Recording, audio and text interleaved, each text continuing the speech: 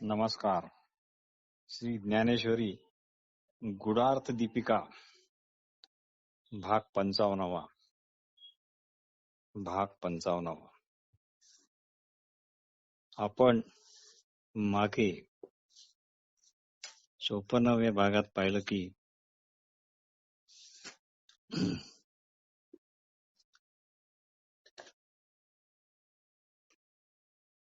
हे चिंतन मनन स्वरूप निधिध्यासन अशा रीतीने आपण हे परत परत पाहतो आहोत.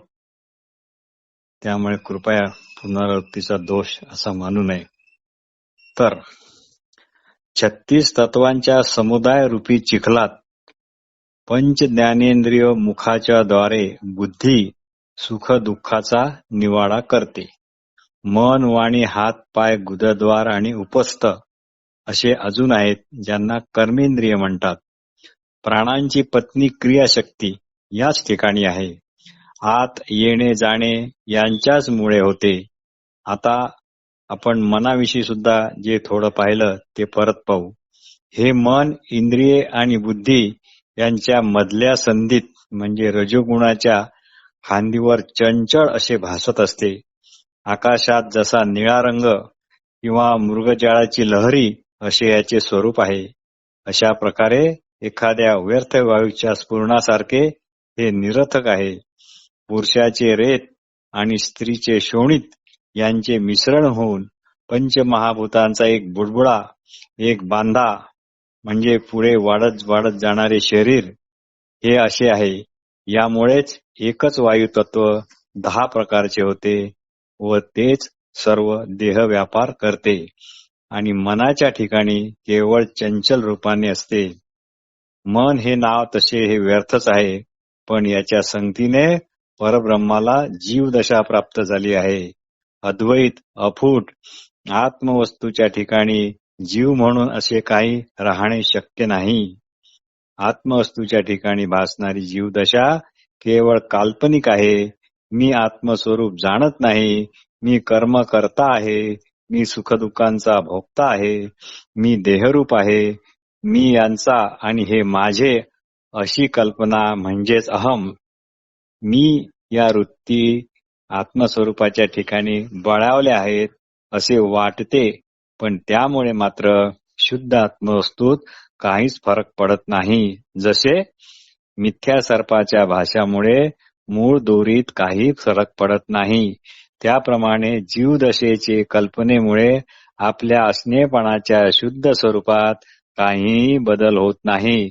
हे पक्के लक्षात ठेवावे. आणि याच भ्रमाला कारण फक्त मनच आहे. हेच कर्म प्रवृत्तीचे पण कारण आहे. आणि यामुळे सुद्धा कामवासना वगैरे ह्या विकृत रूप घेतात आणि अहंकाराला बळेच उसळवितात, इच्छा वाढवितात आणि आशेची प्रजा, आशेची वीण उत्पन्न करतात, प्रसवतात, भयाला वाढवतात. आत्मविस्मृती रूप अशी अविद्या दृढ करतात आणि इंद्रियांच्या मागे विषयांची जोखड व्यर्थच बांधून टाकतात किंवा बांधल्या जाते. जे नुसत्या संकल्पनेने म्हणजे अहमकल्पनेने सृष्टी उत्पन्न करते आणि लगेच नाही अशी कल्पना करून ती सृष्टी नाहीशी पण करते. अशा प्रकारे आशेंच्या इच्छेंच्या व्यर्थ उतरंडी रचवते आणि त्या विस्कटून टाकते. ते जे काही आहे त्यालाच मन म्हणतात. आपण अविद्याविषयी पाहिलं. अविद्या म्हणजेच मन, मन म्हणजेच अविद्या. असे हे मन नुसते भ्रमाचे कोठार आहे. त्याने आत्मज्ञानाचे द्वार झाकले गेले आहे. बुद्धी मुळात सात्विक आहे. ती फक्त आत्मतत्वाचाच निश्चय करू शकते. पण ती जर कल्पनारूप मनाच्या स्वाधीन असली तर ती मात्र आत्मतत्वाचा निश्चय न करता उलट त्याला अडसरच होते. हिरवा चारा बघून पशु भांबावून मोहाने तिकडेच चरत चरत जातो आणि शेवटी खड्ड्यात पडतो व मग पुढच्या क्रिया कर्मेंद्रिय पूर्ण करतात. मग जी वृत्ती निर्माण होते तिकडे मन जाते आणि त्यासोबत इंद्रिय पण तिकडे तोंड घालू नये तिथे तोंड घालतात म्हणजे खुपसतात आणि अंती विनाश पावतात. मग विषयाच्या आवडीमुळे बुद्धी वेडी होते, यालाच इच्छा म्हणतात. मग विषयाच्या आवडीमुळे बुद्धी वेडी होते, यालाच इच्छा म्हणतात व मनाप्रमाणे खाद्य मिळाले नाही तो जो विरोध होतो त्याला द्वेष म्हणतात. आता आपण सुखाचे पण लक्षण पाहिले होते. ते सुखाचे लक्षण थोडक्यात असे सांगता येते की मी देहरूप आहे या मर्यादित कल्पनेचा विसर पडला की सुखच सुख शिल्लक राहते. मी देहरूप आहे या मर्यादित कल्पनेचा विसर पडला की सुखच सुख शिल्लक राहते. कारण सुख हे मुळात स्वयंसिद्ध आहे तर दुःख केवळ कल्पनेने निर्माण केले आहे हे आपण पक्के लक्षात ठेवावे. कारण सुख म्हणजे आपलेपणा, असणेपणा नसावा असे कधीच कुणाला वाटत नाही वगैरे वगैरे. म्हणजेच काय की सुख हे स्वयंसिद्ध आहे तर दुःख हे केवळ कल्पनेने आले आहे हे पक्के लक्षात ठेवावे. जिथे मनाला अनुकूलता असते तिथे ते मात्र प्रसन्न असते हे त्याला सुख म्हणते. पण ते सुख तकलादू असते. पण आत्मा हा सुखरूप आहे म्हणजे आपले असणे पण मुळात सुखरूप आहे. तिथे त्याच्या विरोधी असे दुःख काही नाही. म्हणून आपण नसावे असे कधीच कुणाला वाटत नाही. पण इतका सूक्ष्म विचार करण्याकरता एकाग्रता पाहिजे, तशी इच्छा पाहिजे, तशी जिज्ञासा पाहिजे. ही कोणाला सांगून आणता येत नाही, कोणाला देता येत नाही, कोणाला जास्त त्याच्या मागे लागून त्याला हे असं करून पहा असंही पण म्हणता येत नाही. ही एकाग्रता म्हणजे सात्विकता होय. सत्वगुणाचा उत्कर्ष इथेच आहे. जेवढेही वस्तुता सुख असते ते असे एक आत्मस्वरूपाचेच असते. पण हे न समजल्यामुळे आपण पंचज्ञानेंद्रिया विषयापासून ते मिळते असे आपण समजतो. हे पंचज्ञानेंद्रियात्मक विषयापासून ते मिळते असे आपण समजतो. या विषयापासूनही सुख मिळते पण ते क्षणभरच टिकते. त्रिपुरा रहस्यात म्हटले आहे की अल्पसुख म्हणजे वस्तुचा दुःखच होय.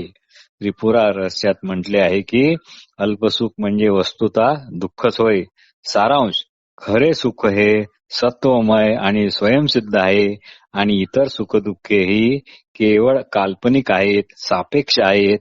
म्हणून खरे सुख हे मनोरथाने प्राप्त होत नाही. तो आत्म्याचा असलेपणाचा स्वभाव धर्म आहे. म्हणजे खरे सुख हे मनोरथाने, कल्पनाविलासाने प्राप्त होत नाही. तो आत्म्याचा असलेपणाचा स्वभाव धर्म आहे. सुखाप्रमाणे चैतन्य पण क्षेत्रज्ञाचा स्वभाव धर्म आहे. हे चैतन्य पायाच्या नखापासून केसापर्यंत आणि जागृत स्वप्न सुषुप्ती अशा अवस्थामध्ये एकसारखेच आहेत. यामुळेच मन, बुद्धी इत्यादी तत्वे टवटवीत राहतात. हेच चैतन्य कार्यरूप प्रकृतीच्या वनात जणू वसंत ऋतूचे काम करते हे आपण मागे पाहिलेच आहे. सैनिक राजाला जाणत नाही पण विजय त्याला प्राप्त करून देतात. राजाची विजय मिळावा ही आज्ञा पाळल्यामुळेच हे शक्य आहे. पौर्णिमेचा चंद्र समुद्राला भरती आणत नाही, ती आपोआप येते. कारण का चंद्राचेनी पूर्णपणे सिंधू भरती हे सगळे आपोआप आणि सहज होते. लोह जवळ आला की लोखंडात हालचाल होते. सूर्य उगवला की लोक व्यवहार सुरू होतात. मुखाचा संबंध येऊ न देता कासवी पीत आपल्या पिलांना केवळ दृष्टीनेच दूध पाजून तिचे पोषण करते. मुखा मिळविण पिलियाचे पोषण. याप्रमाणे केवळ चैतन्यामुळे देह इत्यादी पदार्थ सजीव होतात. हे झाले चेतनाविषयी. नंतर आपण धैर्याविषयी ते काय पाहिलं की पंचमहाभूतात आपसात मुळाचीच वैर आहे. पाणी आग विझवतो, अग्नी व आपसात झुंजतात, वायूला आकाश गुळंकृत करते इत्यादी इत्यादी. तात्पर्य ही महापंचमहाभूते एकमेकांना अजिबात सहन करत नाही. पण असे असूनही प्राणी मात्रांच्या शरीरात मात्र हीच तत्वे एकोप्याने गुण्या गोविंदाने राहतात, एकत्र वस्ती करतात. इतकेच काय पण एकमेकांच्या गुणाचे पोषण करतात आणि एकमेकाला सहाय्यभूत पण होतात. यालाच वेदांतात धृती असे म्हणतात. आता अर्जुना, अशा या 36 तत्वाच्या समुदायाचा जो संबंध होतो त्या समुदायाला संघात म्हणतात हे आपण पाहिलं. रथांचा सर्व सुटे भाग एकत्र केले की त्याला रथ असे म्हणतात.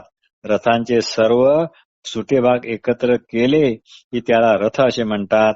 आणि ते जर एकत्र नसतील तर त्याला काहीच म्हणता येत नाही. हत्ती, घोडे, पायदळ यांचे एकत्रित नाव हे सेना आहे.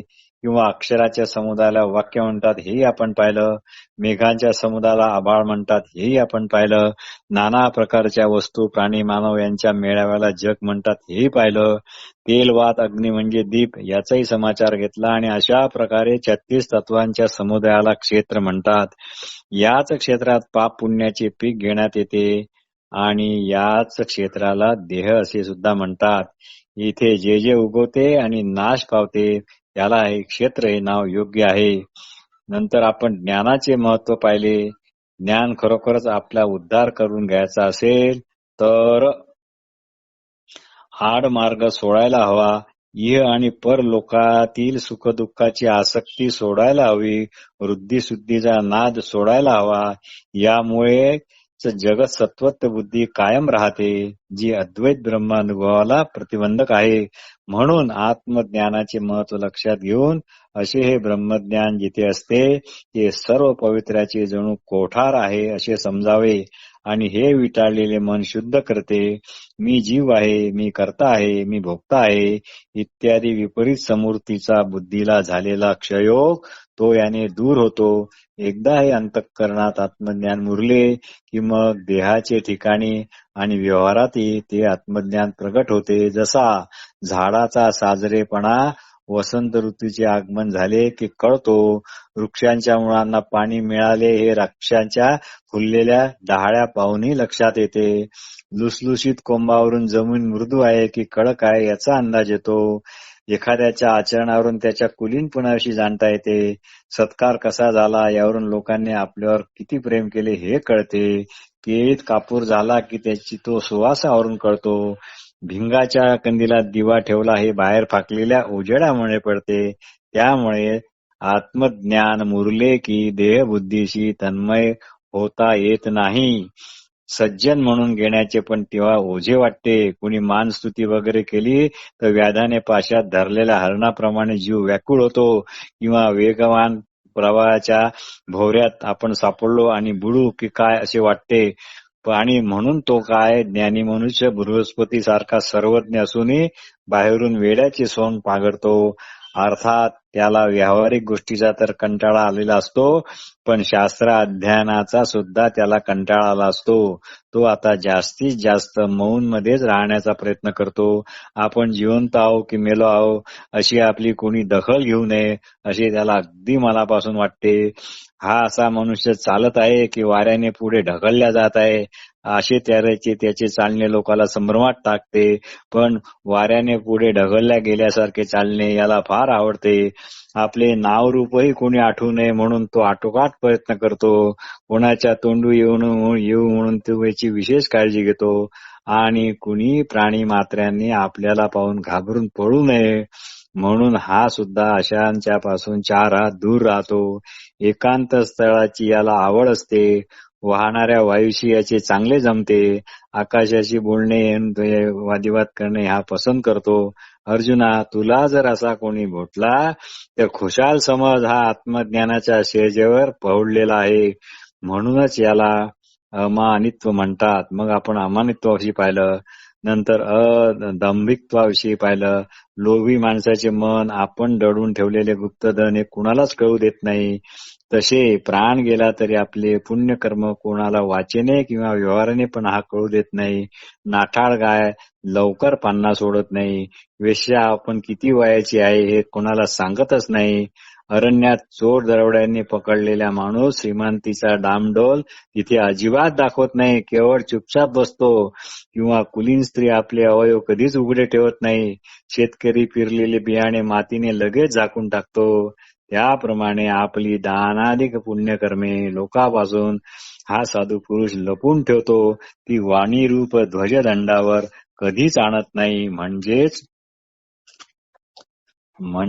डांगोरा पिटत नाही. परोपकार बोलून दाखवत नाही. शास्त्र भाषेचा गाजावाजा करत नाही. आता अहिंसेविषयी पण थोडे आपण पाहिले. याविषयी खूप मतमतांतरे आहेत. पण कधी कधी ही अहिंसा इतकी टोकाची आणि निष्फळ होते की जणू झाडे तोडूनच त्याच्या डहाळ्याचे कुंपण त्या झाडाच्या रक्षणाकरता घालावे तशा प्रकार होतो. हात तोडून तो शिजवून खाला आणि प्राणाचे रक्षण करावे याप्रमाणे कायमचे अपंगत्व येऊन जीवन जगण्याची पाळी येते, किंवा चांगले देऊळ पाडून मूर्तीभोवती त्या ढिगाऱ्यांचे आवार करावे, दुष्काळ पडू नये म्हणून प्रचंड यज्ञ करून यथेच्छ प्राणी हिंसा करावी. आयुर्वेदात तर झाडांची प्रचंड हिंसा होते. सालं सोडतात, पाने उपटतात, मुळे खणतात, झाडे फुले गरम पाण्यात नेऊन उकळतात. कुणाचेही शत्रू नसलेली झाडे व्यर्थ घाव घालून तोडली जातात, नष्ट केली जातात. अजात शत्रू तरुवरा सर्वांगी देविला चिरा. एवढेच नाही तर सजीवांचे पित्त, जठर इत्यादी काढले जाते. हे करणे म्हणजे खरेखुरे नांदती घरे वाडे उद्ध्वस्त करून त्यातून लुबाडलेल्या लवाड लोकांकरता अन्य क्षत्रे उघडण्यासारखे आहे आणि त्याच्याकरता देवळे बांधण्यासारखे आहे, निवासस्थाने बांधण्यासारखे आहे. हे म्हणजे जणू ढोंगणाचे सोडून मस्तक गरम होते, ऊन लागते, थंडी लागते, म्हणून ते मस्तकाला गुंडाळण्याच्या प्रकाराचे आहे.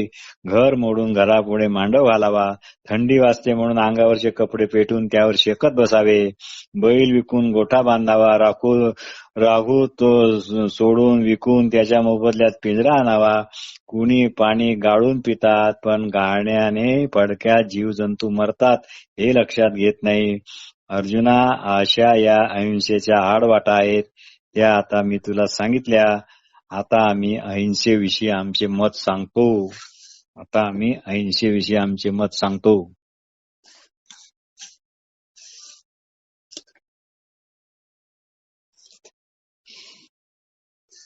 अर्जुना, असे प्रकारे अहिंसेविषयी इतर लोकचे ऐकल्यानंतर ज्यात आत्मज्ञान स्पष्टपणे दिसून येते ते आमचे अहिंसेविषयीचे मत ऐक.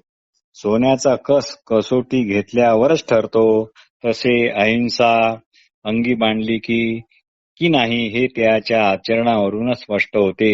योगशास्त्राच्या मागे जगत सत्य असल्यामुळे योग्याने या अहिंसा महारथाचे पालन फारच कठीण जाते. म्हणून योग्याने या अहिंसा महारथाचे पालन करणे फारच कठीण जाते. पण अद्वैत तत्वज्ञान आणि जगमिथत्व ही ज्याच्या ठिकाणी दृढ झालेली आहेत, त्यांना आपल्याहून निराळा असा विरोधी कोणताच पदार्थ किंवा कोणीच प्राणी दिसत नसल्यामुळे त्याच्या ठिकाणी कोणालाही दुःख देण्याची वृत्ती राहत नाही. म्हणून त्याला या महारथाच्या आचरणात कष्ट होत नाहीत. आता पुढची ऐक अर्जुना. एखादा बगळा पाण्यामध्ये पाऊल घालतो, त्याचे लक्ष आमिषाकडे जरी असले तरी तो कोणत्याही लाटेला न ओलांडता असा हळुवारपणे चालतो आणि कमळातील पराग नेताना त्याला धक्काही लागणार नाही इतक्या हळुवारप्रमाणे भ्रमर जसा कमल दळावर पाऊल ठेवतो. ज्या दिशेने तो पाहिल ती दिशा प्रेमाने भरून जाईल. अशा प्रकारचे अहिंसा ज्याच्या ठिकाणी मुरली आहे अशा माणसाचे चालताना वर्तन असते. तो असा चालतो की जीवांच्या तळी त्याने आपला जीव जणू अंथरलेला आहे. मांजरी प्रेमाने पिलांना तोंडात धरते, पण तिचे दात ती त्यांना लागू देत नाही. एखादी प्रेमळ माता मांडीवर असलेल्या तान्ह्या मुलाकडे प्रेमाने पाहत असताना तिच्या दृष्टीत जे हळुवारपणाचे मार्दव असते किंवा संत वाहणारा वायू कमळाच्या पाकळीला आपल्या मंद गतीने डोलावतो, त्रास देत नाही, वाकवत नाही, या सर्व उदाहरणाप्रमाणे अहिंसा बाणलेला पुरुष मृदू चालीने जमिनीवर पाऊल टाकतो. अर्जुना, कुर्मी कीटक दृष्टीस पडले की त्याला इजा होऊ नये म्हणून तो हळुवारपणे त्यावरून फिरताना दिसतो. तो म्हणतो, माझ्या चालण्यामुळे माझ्या प्रभूची सुखनिद्रा मोडेल. तो या भावनेपायी गवताला सुद्धा ओलांडत नाही. त्याचे श्वासोश्वास सुद्धा सुकुमार असतात. हृदयात प्रेमाचा पाझर फुटूनच मग त्याची अक्षरे मुखातून निघतात, म्हणजेच ती कठोर नसतात. कोणाला आपले बोलणे खुपेल म्हणून तो बिचारा सदा मौन धारण करूनच असतो. आपल्या बोलण्याने कुणाच्या मतांचे खंडन होईल म्हणूनही तो बिचारा चुपचाप राहतो. आणि कधी बोलावेच लागले तर अशी वाटले तर प्रत्यक्ष माय बाप हिताचा उपदेश करीत आहेत की काय असे ऐकणाऱ्याला वाटते. नाद ब्रह्मच मुशीत घातले किंवा गंगेचे पाणी अंगावर उसळून आले किंवा सवाष्ण पतिव्रतेला आरोग्यपूर्ण वार्धक्य यावे त्याप्रमाणे ज्ञानी पुरुषाचे शब्द यथार्थ, हितकर, कोमल, मोजके, रसाळ जणू अमृताचे कल्लोळ असतात. का नाद ब्रह्मेची मुसे आले की गंगा पाय उसळले, पातिव्रत्य आले वार्धक्य जैसे. जैसे साच आणि मवाळ, मितले आणि रसाळ, शब्द जैसे कल्लोळ अमृताचे. चिदाकाश व बाह्याकाश एक झाले की अजपा मंत्र सिद्ध होतो व आकाशात शिवाच्या तांडवाचा नाद आणि गोपालकृष्णाच्या वेणूचा नाद हे सर्व मिळून सर्व आकाश हे नादमय होते. तो नाद म्हणजे उघड ब्रह्मदर्शनच होय. यालाच अनाहत नाद असे म्हणतात. त्याच्या वाणीत विरोध, वाद, उपवाद, छळ, वर्मी लागणे, हट्ट, आवेश, कपट, आकांक्षा, टीका टिप्पणी इत्यादी दुर्गुण कधीच नसतात. त्याच्या भ्रुकुटी मोकळ्या सोडल्यामुळे त्याची दृष्टी बाहेर न निघता जिथल्या तेथेच स्थिर असते. भूतमात्रात जी आत्मवस्तू आहे तिला माझी दृष्टी कदाचित बोचेल म्हणून तो दृष्टी बाहेर वळवतच नाही. वाऱ्याला झटका लागेल, आकाशाला नख लागेल म्हणून तो हाताची पण जास्त व्यर्थ हालचाल अजिबात करत नाही. अंगावर बसलेल्या प्राण्यांना हातांनी हाकलावे, डोळ्यात जाणाऱ्या कीटकादी क्षुद्र प्राण्यांना हाताला चोळून दूर काढावे असे त्याला मुळात वाटत नाही. पशुपक्ष्यांना भीती वाटेल अशी रागीट मुद्रा पण हा कधी त्यांना दाखवत नाही. मग हाती दंड, काडी वगैरे घेऊन मारण्यासाठी त्यांच्या मागे धावणे तर दूरच राहिले. शस्त्राचे तर याला नावच नको. कमलाशी खेळणे, फुलांची माळा झेडणे याला आवडत नाही, कारण फुलांच्या माळा पक्ष्यांना कदाचित गोफण वाटून ते घाबरतील, त्याची मात्र याला काळजी असते.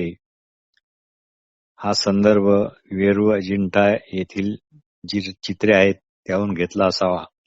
अंगावरील रोमावळी दुखवतील म्हणून तो अंग देखील कुरवाळीत नाही. नखांना त्रास नको म्हणून त्याची तो गुंडाळी होऊ देतो, ते काढतच नाही. पण ज्याप्रमाणे चंदनाचे सर्व अंग शीतळ असल्यामुळे त्या चंदनाला फळ येत नाही, तरी चंदनाला कुणी निरुपयोगी असे समजत नाही, त्याप्रमाणे ज्ञानी पुरुषाचे हातही सदा रिकामे असले तरी ते निरुपयोगी कधीच होत नाही, कारण त्याचा हात मस्तकावर येताच सर्व मनोरथ पूर्ण होतात. सारांश सज्जनाचे शील व स्वभाव जसा असतो तसे त्याचे हात ही प्रभावी असतात. आता त्याचे मन कसे असते ते पण सांगतो, ते पण ऐक. अरे पण आतापर्यंत जे सर्व सांगितले ते सर्व अयोधारी मनच तर होते ना. पेरले तेच उगवते. तसे मनच इंद्रियाच्या द्वारे व्यापार रूपाने विस्तार पावते.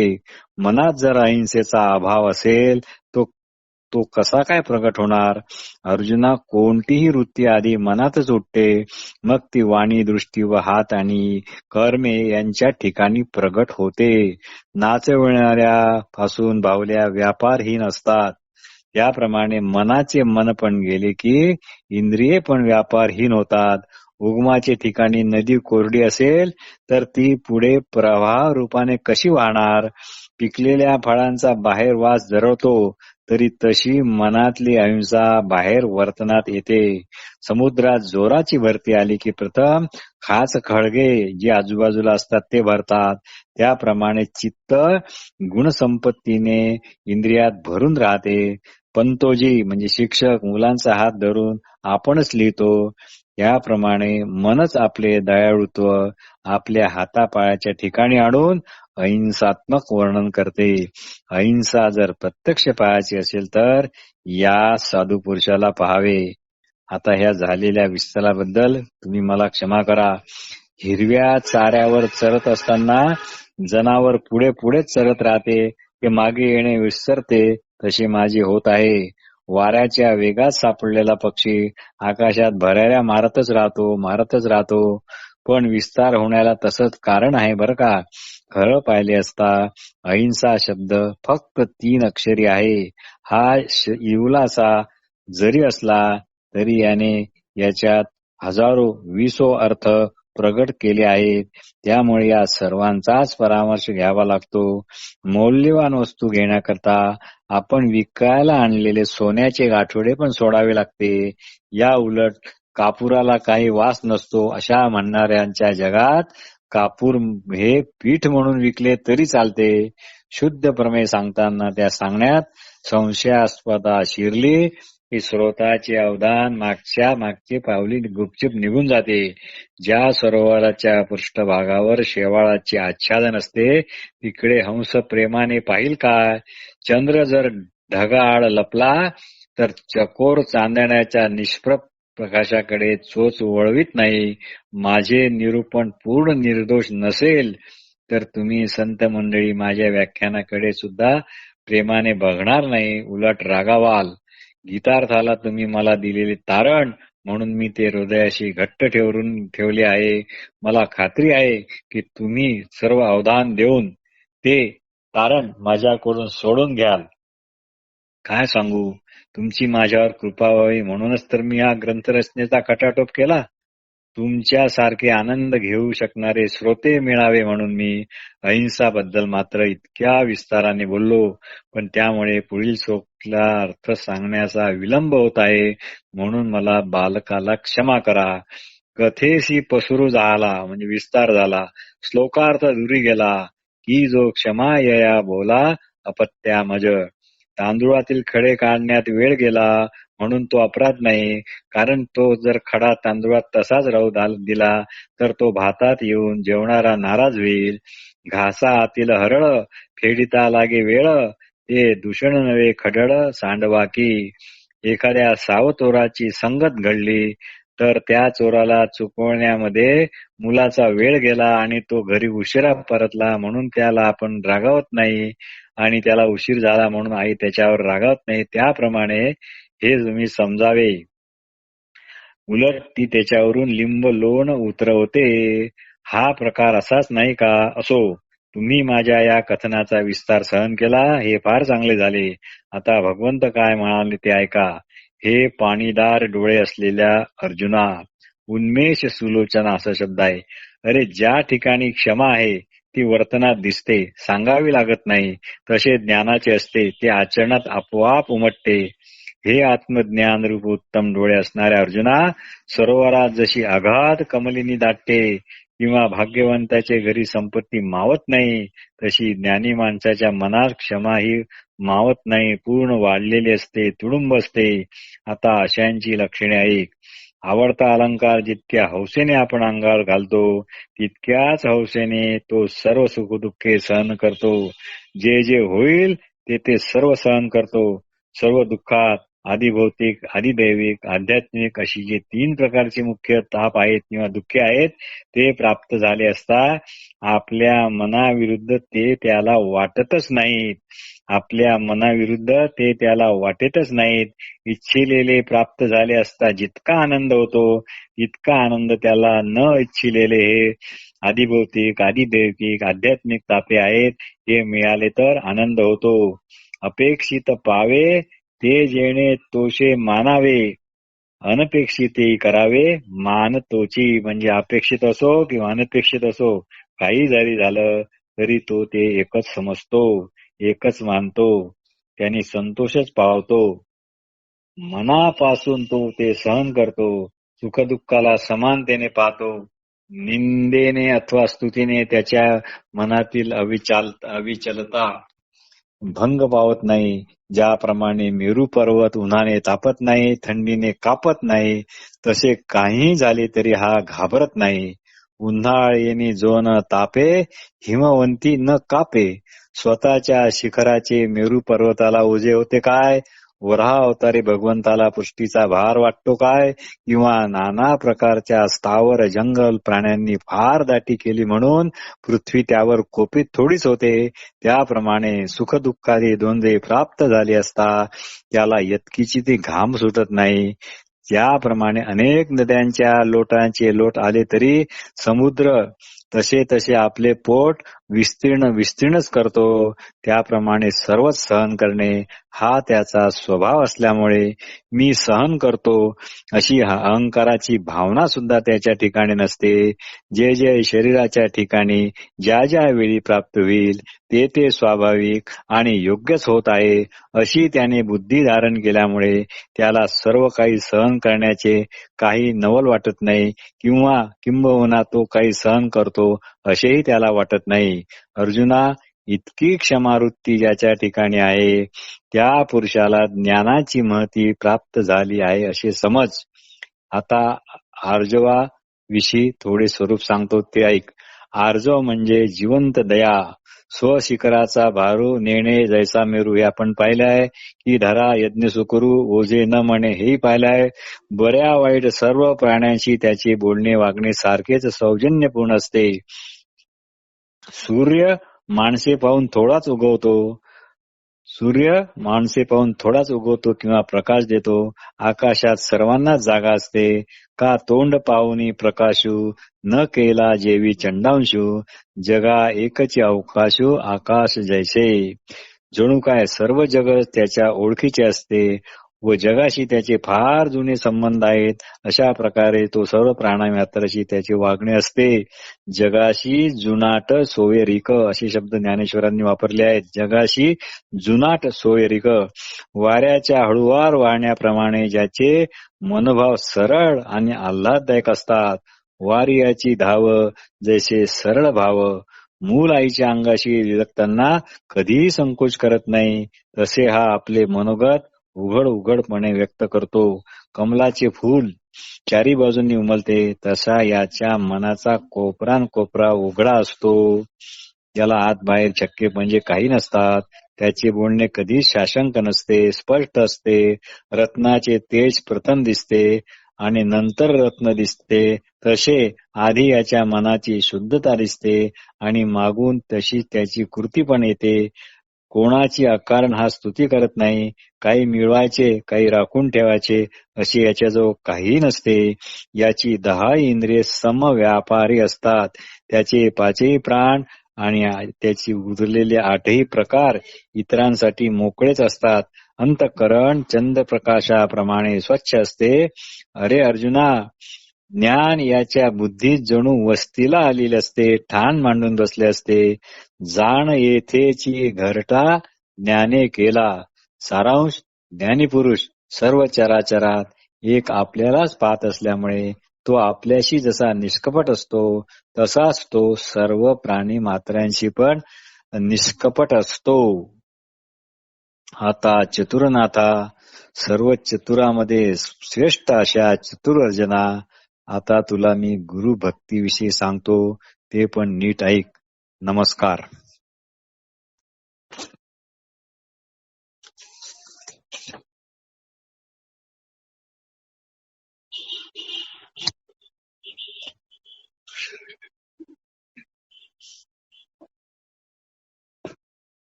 नमस्कार. श्री ज्ञानेश्वरी गुडार्थ दीपिका भाग 55. आपण मागे 54व्या भागात पाहिलं की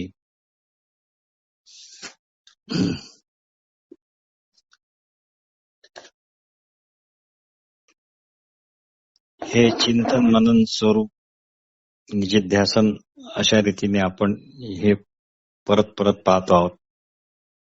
त्यामुळे कृपया पुनरावृत्तीचा दोष असा मानू नये. तर 36 तत्वांच्या समुदाय रूपी चिखलात पंच ज्ञानेंद्रिय मुखाच्या द्वारे बुद्धी सुख दुःखाचा निवाडा करते. मन वाणी हात पाय गुदद्वार आणि